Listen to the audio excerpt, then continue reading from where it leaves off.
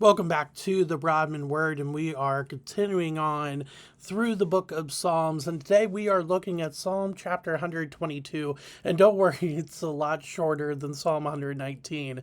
But this one is all about the importance and the value of your local church that you are going to as a follower of Jesus. And we see that here with the terminology of the house of the Lord in Psalm 122.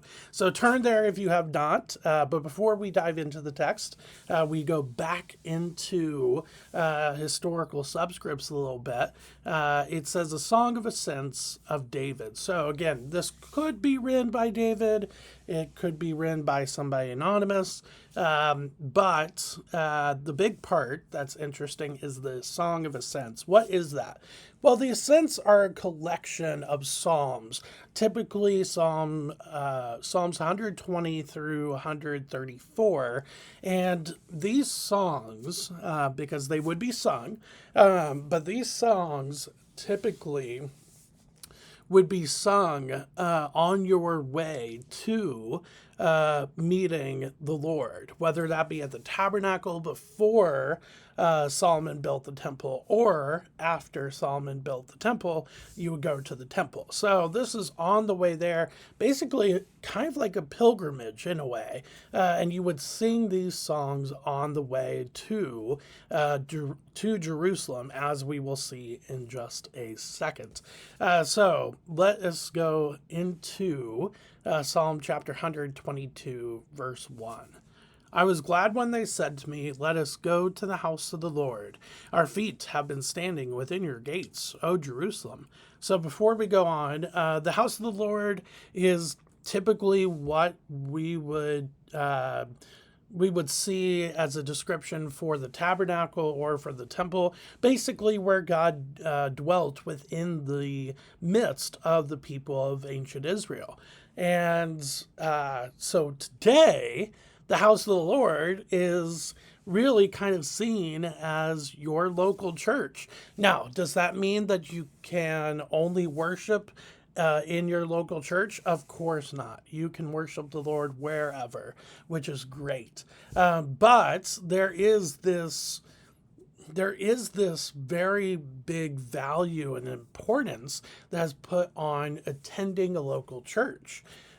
Because not only will you be worshiping God there, but you will be worshiping alongside other brothers and sisters in Christ. And that is a huge value.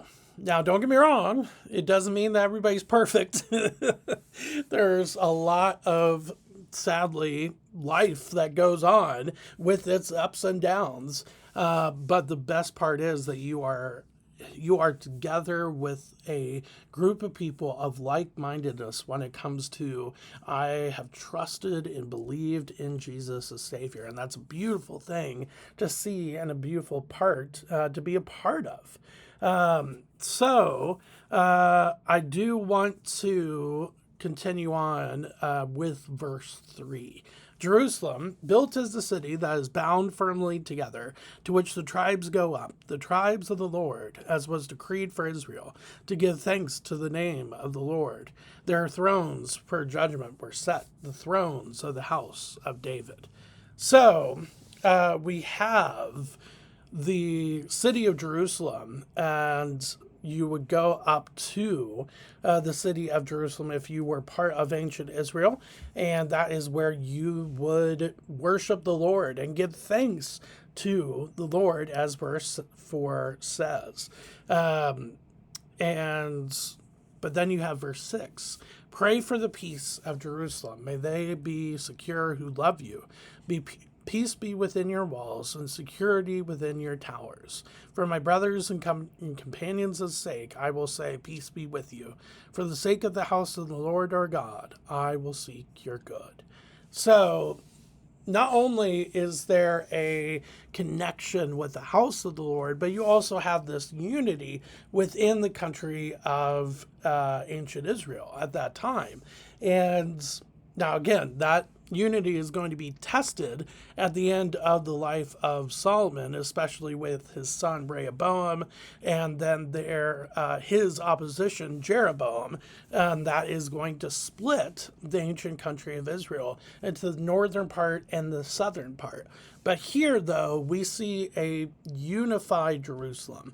And so what does this tell us about the local church? Well, first off, we should absolutely have a level of just a desire to gather together with our brothers and sisters in Christ and worship the Lord, first off, because we are in the midst and in the presence of God whenever your local church meets and you are partaking in worship, in fellowship, in being in the Word. All of those things come together in the house of God. Again, doesn't mean that you can't read the Bible at your house. It doesn't mean that you can't worship at your house. It doesn't mean that you can't fellowship at your house. You can do all those things at your house as well. But there is something beautiful about a congregation coming together. The Greek word actually for church is just assembly. An assembly. And so if you are wanting to be a part of the church of Christ, assemble together with other brothers and sisters in Christ. The other thing that I think that is interesting, I want to take away from the Psalm too, is the aspect of unity within those who follow the Lord. For instance, here you see the unity within Jerusalem at that time of this writing, especially if it is written during the time of David, but let's say Solomon as well. But I think we should absolutely have that when it comes to being brothers and sisters in Christ. There should absolutely be a unity of that. Don't get me wrong, there are differences, and that's for a different day and for a different video. But when it comes to the important foundational aspects of our faith, which is Jesus, who he is in salvation, and how that goes, is by grace through faith, then that is the thing that really unifies us together as brothers and sisters in Christ. So with that, thank you for spending a little bit of time together with me as we walk through Psalm 122, and just take a second to think about the local church and the importance and value that it has, not just for spending time with the Lord and worshiping him, but spending time together with other brothers and sisters in Christ, and then also proclaiming unity with each other as followers of Jesus. But thanks for spending a little bit of time with me today. We will continue on next week through Psalms as we are getting closer and closer to Psalm chapter 150, which is the last psalm in the book. But thanks again for spending time with me today, and I will see you next week. Thanks.